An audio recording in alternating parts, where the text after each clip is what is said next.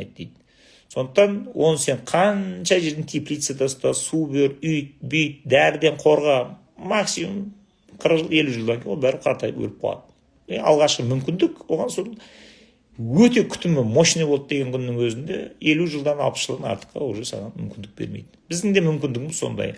Алғашқы мүмкіндігіміздің қандай екенін біз білмейміз. Бірақ примерно өзіңді өте күтіп ұстап, өте витамин, бат, сат, тянчи, пянчи, не бар жаңа, пявка, мявка, не істеп жатсыңдар денсаулықтарыңды күшейту үшін қазір.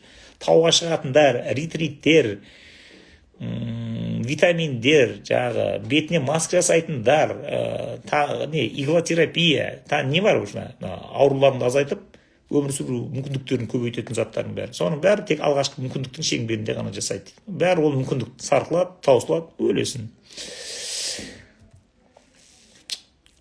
Сондықтан мүмкіндігінің әуелден ақ шектеулі, мүмкіндігінің әуелден ақ өлшеніп қойылған білгеннен кейін, сол мүмкіндіктердің ішінде бұл правильное питание дейді. Алла.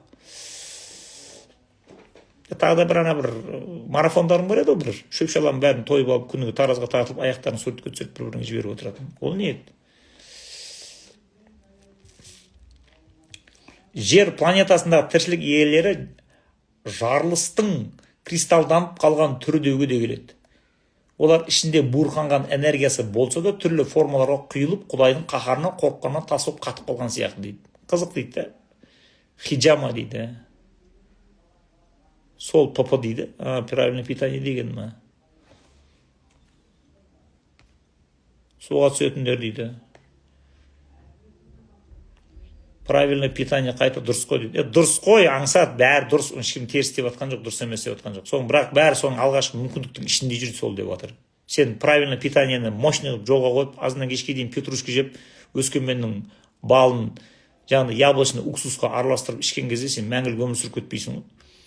Баяғыда 88 жылдар, 85 жылдар Майкл Джексон ойбай мен 150 жыл ма, 2 жыл ма жасаймын, мен тек қана оттегімен демалам, адамдардан микроб шығады, құйт деп сондай бір жағдай жасап алып жүретін сол 87 жылдары. 60-ға жетті ме, жетпеді ме, шалқасынан түсті осы көкеміз. Қақтың 150 жыл. Оның алғашқы мүмкіндігі сол екен да.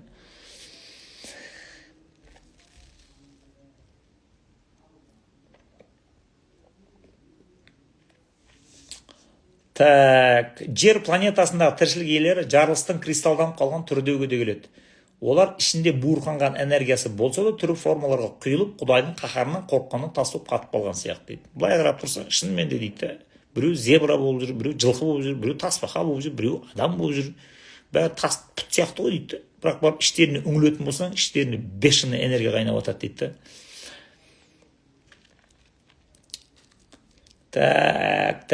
Так. Ал адам аспан әлемінен аспан әлемінен дегенді heaven деп оқыңдар ағылшынша. Яғни трансцендентный мир, бір жұмақ әлемімен, періштелер әлемімен байланысты. Себебі аспан дегенді бұл небо дегенді басарыппен берген. Ол ағылшыншасында heaven деп тұрады да, ол sky деген мағынада бермейді. Heaven деген ол уже діни мазмұндағы сөз. Ағылшыннан келіп отыр ғой бізге. Аңсат дегенді блоктап тастау керек дейді. Аңсатты блоктай алмаймыз ол. Мен екі туып бір қалған досым ол. Так.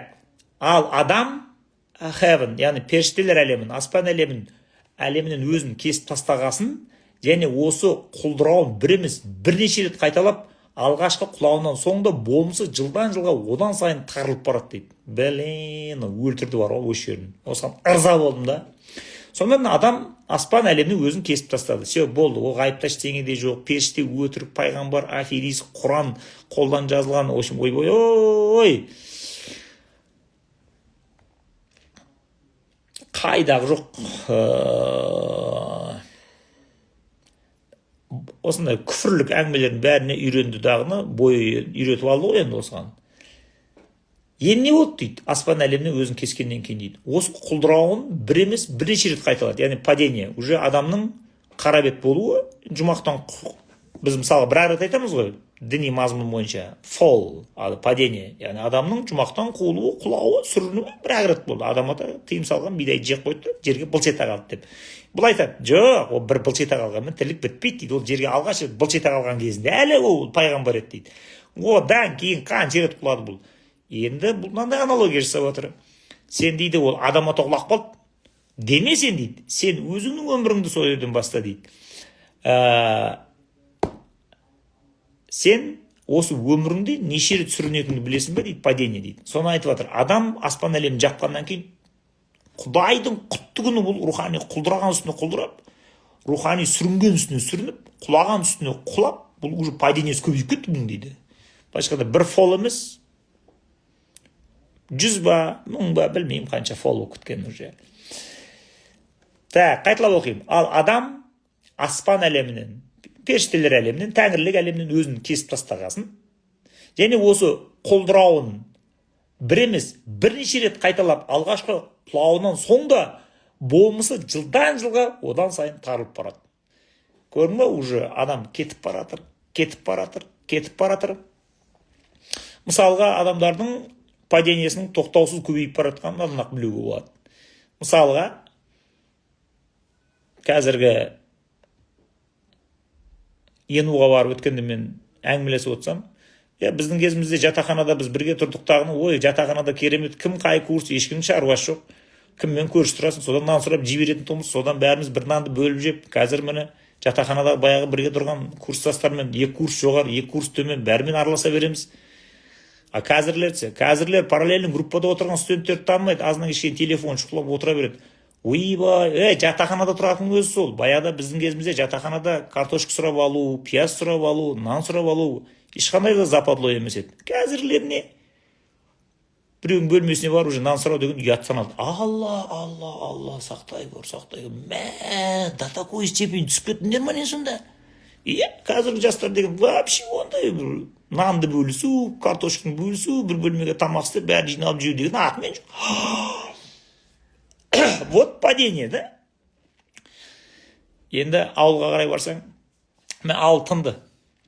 Тынды мына ауыл, Қазір баяғыда соғым сойсақ, жылқы сойсақ, көрші үйдің келіншектері айтпай-ақ өздері келіп ішек қарын тазаласып, бір тиынды алмайды, артынан бір қуырдақ пісіріп, содан кейін бәрі отырып, артынан қуырдақ жеп қайтады.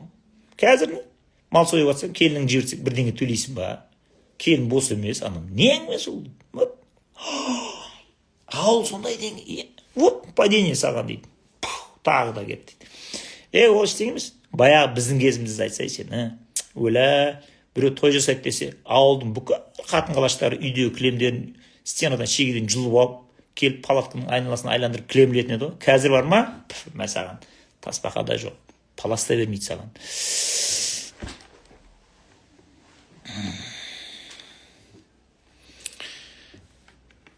Сөйтіп кете береді.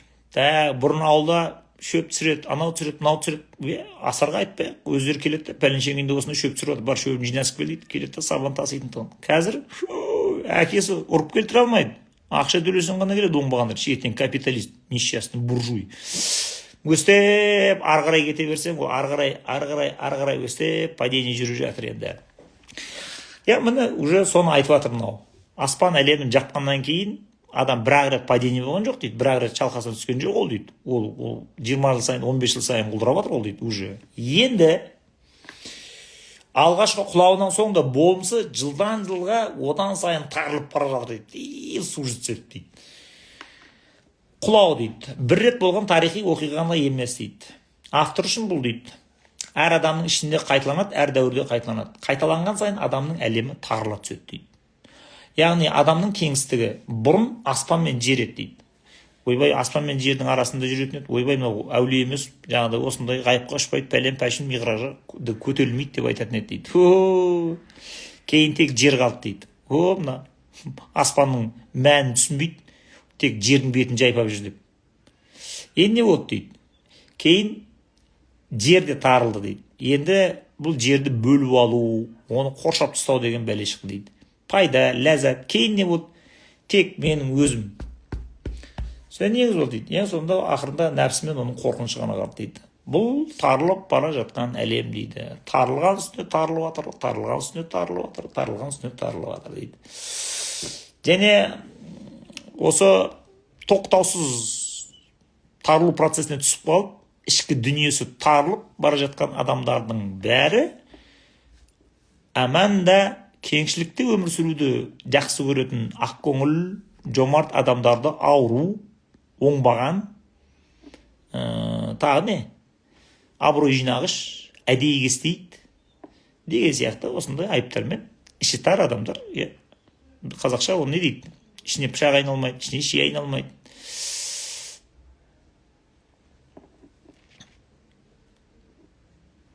Міне уже өзімнің шекарам бар деп, әркім өзіне шекара қойып тастады дейді. Енді ол өзіне қойып қойған шекарасы егер кең территория болса жақсы ғой, оның шекарасы бұлай 50 сантиметр, бұлай 50 сантиметр болып қалды деймін өзі.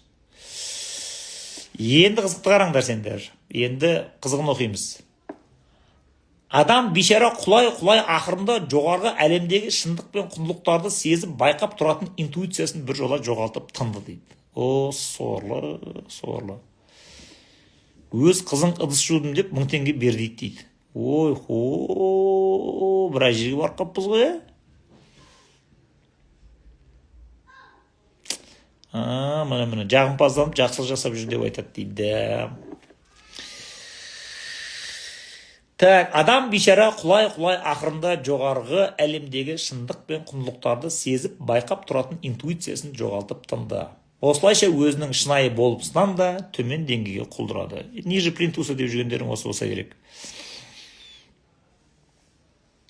Оның көмектескіші болсаң дейді, удобнаясың деп айтады дейді. Да, мен бейшара зікір салып, сол жағы суфийский философиямен айналысып, сол кітабын шұқылап отырған кезде шынымен заманнан қақпап, менде де падение жүріп жатыр екен ғой, мына удобная, мудобная дегендердің біреуін білмейді, неше түрлі терминді шығарып тастапсыңдар ғой. Алла. Біз эманация не екенін жаттап жүргенде сендер удобный деген шығарып қойыпсыңдар. Так, осылайша өзінің шынайы болмысынан да төмен деңгейге құлады дейді. Мен саған фолдың көкесі болды дейді. Адам толық кемел адам халіне оралуы Құдайдың араласуымен ғана енді мүмкін дейді. Енді Құдайдың етегіне жабысып, құдықтың түбіндегі сасық балшықтан шыққан кезде амал жоқ уже дейді. Я аюхаллазина аману ва ла тамутунна илля ва антум муслимун вa'тасиму бихаблиллахи жами'ан ва ла тафаррaqу деген аятты білесіздер ме? Ей, момындар, иман келтіргендер, сендерге енді мумин болмай, мұсылман болмай өлуге сендердің праваларың жоқ. Вa'тасиму бихаблиллахи жами'ан, Алланың тастаған мына арқан жабысыңдар тістерімен, ва ла тафаррaqу, одан кейін бөлініп, бір-бірлерінің бетін шимайлап, тырнап, бір-бірлеріңді сен бізден емессің деп кеудесінен кері итеріп отырмаңдар деп келетін аят бар ғой, Маида сүресінде. Соны айтып жатыр енді. Так. Адам толық кемел адам халіне оралуы Құдайдың араласуымен ғана мүмкін дейді. Елдің бәрі қазір мода болған. Абайдың кемел адамы, Абайдың толық адам концепциясын біз қолға алуымыз керек. Абай толық адам деп, көке соны 100 рет айттық. Абайдың толық адам, кемел адам деп айтып атқаны, ол Құдайға қатысты. Сен оны ол суфийский философиямен өрлет ол. Яғни кемел болмыс, мінсіз болмыс, уәжибул уджуд Алланы айтады. Мына кем-кетігі көп мешеу болмыс, әлсіреген, сынған, күнәға батқан болмыс, сол кемел болмысқа қарай тартылып, соның етегінен ұстаған кезде ғана ол толықтанады. Сам по себе толықтана алмайды, өйткені оны толықтыратын сыртта екінші объектив болу керек. Объект жоқ қой сыртта. Бұлар жоқ дейді, дінді айтпа дейді, Құдайды айтпа дейді, басың істей ма дейді, сен діншіл болып кетесің дейді. Дінді, Құранды, пайғамбарды, Алланы араластырмай, таза Абайдың философиясымен толық адам боламыз дейді. Осыны мен білмеймін, абсурд. Қойсыңдар сендер онда анекдот айтқанда. Издеваться етесіңдер ма? Чем ондай тупой концепцияны қабылдағанша удобная болып өмір сүрген жоқсың ба? Жер планетасы да, аспан әлемімен байланысып тұрғанда ғана таңғажайып түрген еді дейді. Жердегі планетаның, жердегі тіршіліктің дейді, адамды қызықтырып өмірге құштар қылатын нәрсе, илахи нәрселер жердің бетінде көрінсе ғана дейді.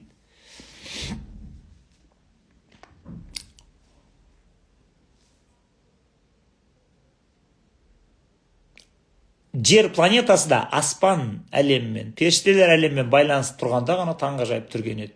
Тіпті адамдар иман сақтап қалғанның өзінде де ол үнемі діннің ақырғы талаптарын ұмытып кете береді дейді. Міне енді діншілдерді де сабайды қазір.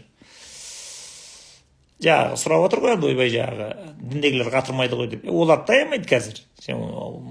Бұлар суфи ғалымдар надандығыңды сойған кезінде сен мұсылмансың ба, сен христиансың ба, оған қарап отырмайды ғой. Бәрін қиратып кете береді ғой. Тіпті адамдар иман сақтап қалғанның өзінде дейді. Ну, хорошо, сен намаз оқып жүрген шығарсың, Құран оқып жүрген шығарсың, жұмаға барып жүрген шығарсың дейді. Бірақ соның өзінде сен бір талапты ұмытып кетіп жатсың дейді. Енді қазір момент истины, дайындалыңыздар бәрімізге, маған да сіздерге де өте ауыр тиетін жерге келдік. Қазір мынау страшнейший. Толық адам қате ма дейді. Толық адам концепциясы қате емес, Алланы айтпай-ақ толық адам болам деген нәрсе қате деп атады.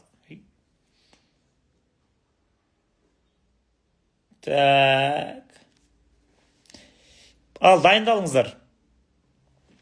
Бәріңізге ауыр тиетін жерге келдік. Дайынмын осы шындықты қабылдауға, мен қабілеттімін десеңіздер ғана оқимын, жоқ. Ендігі оқылатын шындықты мен көтере алмаймын, мен өліп қалам, осыған дейінгісі жетеді маған дейтіндерің болса, шығып кетіңдер. 1 минут уақыт берем бәріңе. Илон Маск, Цукерберг зікір айтып құлшылық жасады ма екен дейді. Уже осындай сұрақ қойғанның өзі уже ненормальный нәрсе де. Бұлар басқа тақырып талқылап жатыр. Сен басқа нәрседен әкеп тықпалап жатсың. Көрдің бе, қараш, бұлар қандай өте нәзік тақырыпты талқылап жатыр. Осы жерге жаңағыдай гүрс еткізіп қойып қояды да. Бұл енді жаңағыдай Ләйлі Мәжнүн ұрғаш ма еркек па деген сияқты сұрақтың ар жақ бер жағындағы нәрселер ғой.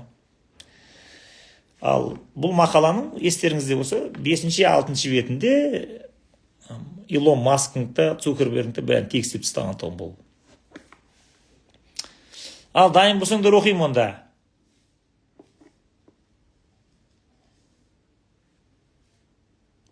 Кеттік онда. Тіпті адамдар иманын сақтап қалғанның өзінде де ол үнемі діннің ең ақырғы талаптарын ұмытып кете береді. Ол ылғи бұл әлемдегі бәле мен азапты, қорлықты көрген кезде бұғалай деп таңғалады дейді.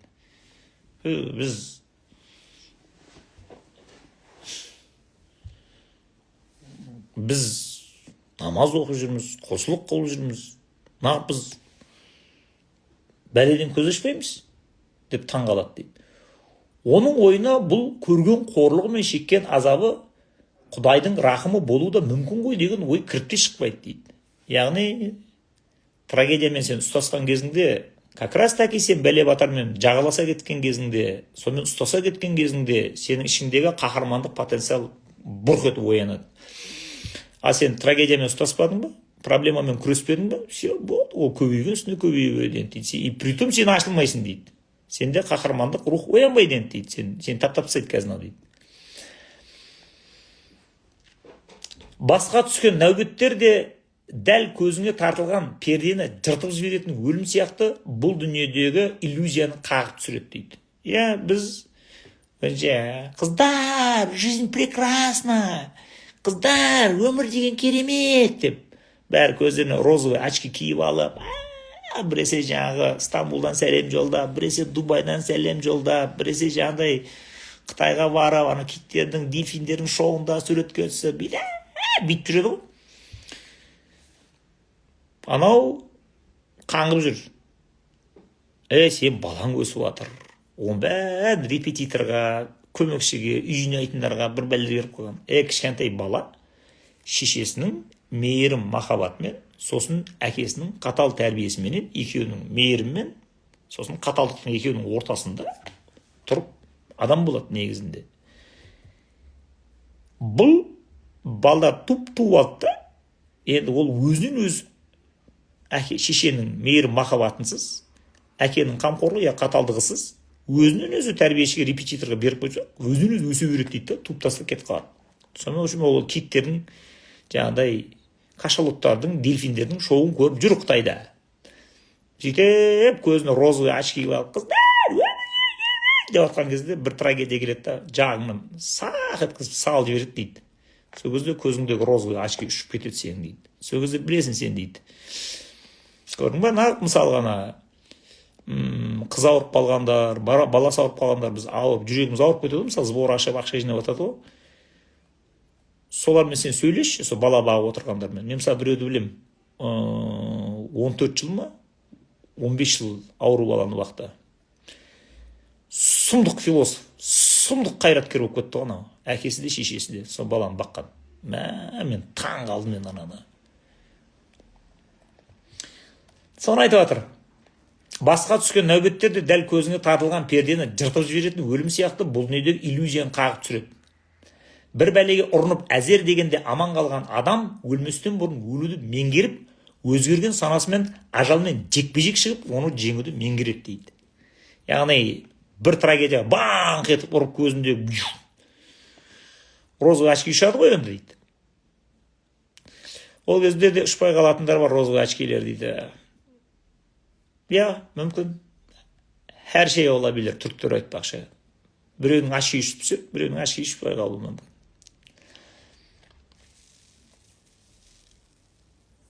Бір бәлеге ұрынып әзер дегенде аман қалған адам өлместен бұрын өлуді меңгеріп, өзгерген санасымен ажалмен жекпе-жек шығып, оны жеңуді меңгереді. Яғни муту қабля анта муту. Егер бақытты өмір сүргің келсе, өлместен бұрын өліңдер дегенде енді түсінесің сен дейді осыдан кейін.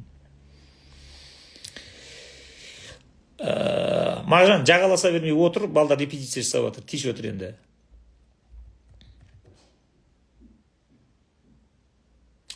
Қалай өлуді меңгерген адам өмір бақи өле алмайды.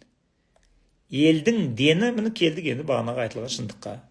Елдің дені жаһаннамның жалыны, тозақтың оты дейді. Ұры қармен өсекші, өтірікші, жүргішпен кісі өлтіргішке арналған деп ойлайды дейді. Кілең преступниктармен және рецидивистер өртейтін крематорий деп есептейді дейді, соны чистилище. Жұмаққа түсу үшін осы былықпен қылмыстан аулақ жүрсек жеткілікті деп ойлайды дейді. Жаңағы діндарлар. Христианы бар ма, буддасы бар ма, иудейі бар ма, мұсылманы бар ма?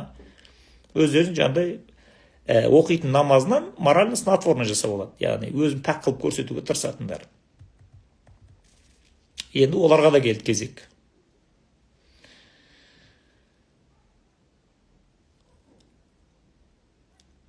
Жұмаққа түсу үшін осы былықпен қылмыстан аулақ жүрсек жеткілікті деп сенеді дейді.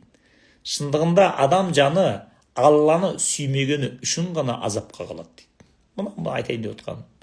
Шындығында адам жаны Алланы сүймегені үшін ғана азапқа қалады. Немесе оны жеткілікті деңгейде сүймегені үшін басы бәлеге шатылады. Інжілде де солай келген. Құдайды ынты-шынтыңмен, жан жүрегіңмен, жолын жүйкеңмен сүй деп үйретеді. Абайда қалай келеді? Сен де сүй, ол Алланы жаннан тәтті деп келе ме? Менің жарым қыз емес, ақиқаттың шын нұры, оны сезер сіз емес, көзге таса бұл сыры.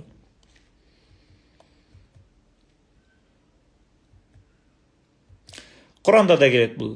Я айюхаллазина аману ма яртатта минкум ан дини фасауфа я'тиллаху биқаумин юхиббукум ва юхиббунаху. Сен ол дінді тәрк етіп, атеист болып, Құранға тіл тигізіп, пайғамбарға тіл тигізіп кетіп қалғанда Құдайдың ештеңесі кетпейді дейді. Орны екінші біреудің қауым шығарып қойғанда отыра берем. Сенің орныңа келетін адам сенен әлдеқайда мықты болып келеді дейді. Олар Алланы сүйеді. Алла оларды сүйеді. Адиллатин алал муъминина аиззатин алал кафирина. Олар момындарға мақтадай жұмсақ болады, кәпірлерге темірдей қатты болады. Южахидуна фи сабилиллахи. Олар ақиқаттың жолында сондай күреседі.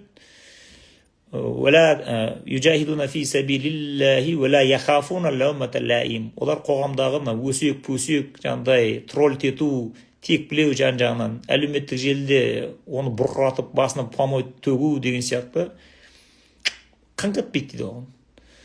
Залика фадлулла ю'тихи ман яша дейді. Егер кімде-кім сол Құдайды сүйгені үшін қараңғы қоғамның тарапынан тепкі көретін болса, Құдайдың оған бұл берген бағы, нығметі дейді. Мұның бақытты адам деп соны айтады дейді. Ақиқаттың жолында қоғамның тарапынан тепкі жейтін адамдар дейді. Бұл соған келді.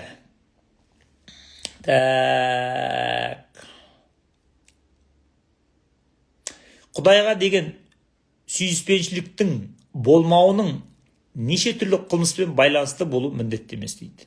Yani sen преступник болғаның үшін ғана махаббатсыз қалдың деп айтпаймыз біз сені дейді. Бірақ ол міндетті түрде бұл проблема дейді. Немқұрайдылықпен байланысты, равнодушие. Ал немқұрайдылық, салғырттық, немкеттілік ең көп тараған мешеулік дейді. Бүкіл бәле осынан басталады. Және адамның жамбасына соғылған, жұмақтан қуылған, немесе құлаған қарабет деген мөрде осыған орай оған соғылған дейді.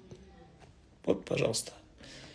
Аллаға ауыз қол емес, ынталы жүрек шын көңіл, өзгесі хаққа жол емес. Махаббатпен жаратқан адамзатты сен де сүй, ол Алланың жанынан тәтті. Адамзаттың бәрін сүй, бауырым деп, және сүй, хақ жол деп әділетті дейді.